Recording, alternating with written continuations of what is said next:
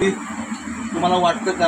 आणि गेल्यानंतर हॉस्पिटलमध्ये BP चेक केल्यानंतर BPची गोळी सुरू झालेली आहे, असं तुमच्या घरी कोण आहे का? किंवा जर आपल्या घरी कुणाची अँजिओग्राफी झाली असेल, हार्ट प्रॉब्लेम असेल आणि मग अँजिओग्राफी झाल्यानंतर ब्लॉकेज आहे असं जेव्हा सांगण्यात येतं तेव्हा आपण घाबरतो, असा तरी प्रसंग आपल्यावरती आलेला आहे. अँजिओप्लास्टी केलेलं आहे, बायपास केलेलं आहे, पण तरीसुद्धा हार्ट प्रॉब्लेम आपल्याला पुन्हा पुन्हा जाणवतो.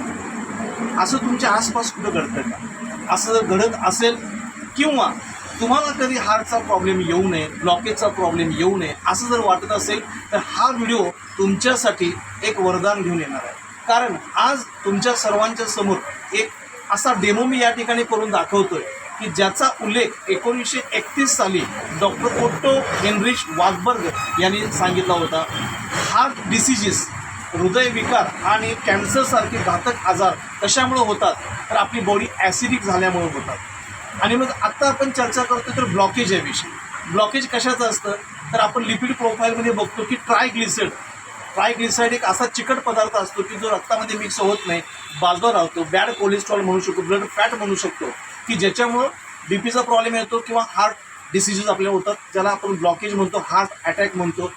तर यासाठी एक जबरदस्त सोल्युशन आज या निमित्तानं तुम्हाला सर्वांना मी देतोय.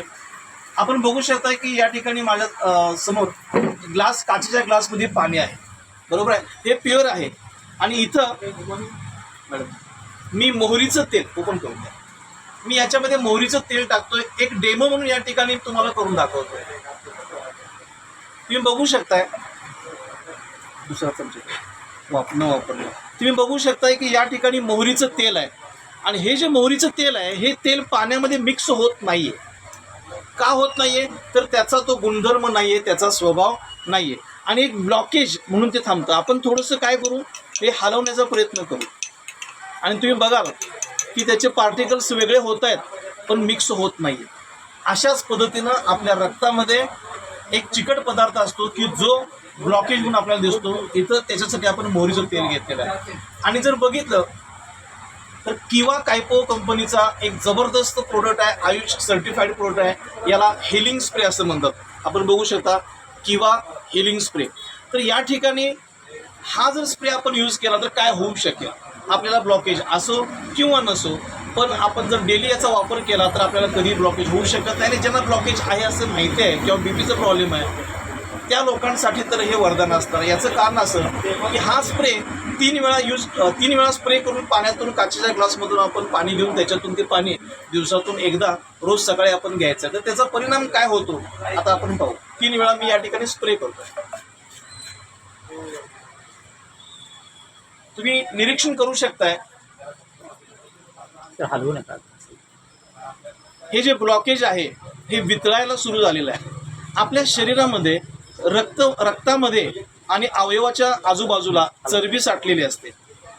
ही दोन्ही चरबी वितळवण्याचं काम हा हिलिंग स्प्रे करतो. थोडंसं मी आणखी सोपं करतो.